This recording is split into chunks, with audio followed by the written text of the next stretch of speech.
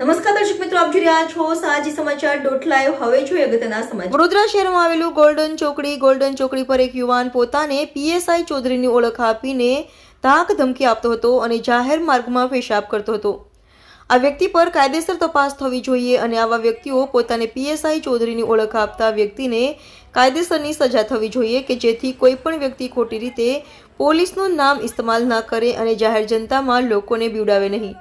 પોલીસના નામથી મીડિયાકર્મી સાથે પણ ઝપાઝપી કરી. રિપોર્ટર આશીષ ન્યાતી, સાજી સમાચાર .live વડોદરા.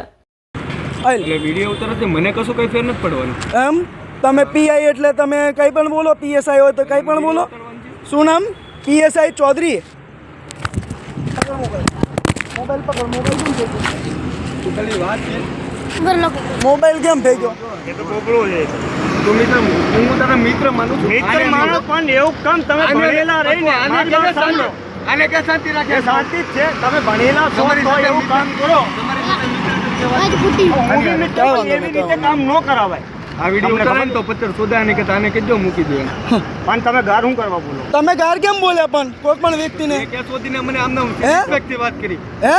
તે મને કે મેં રિસ્પેક્ટ ક્યારે તેને ગાર દીધી ભાઈ? લોડા તે મને કેટલી હે? ગાર દીધી? કેટલી ગાર દીધી?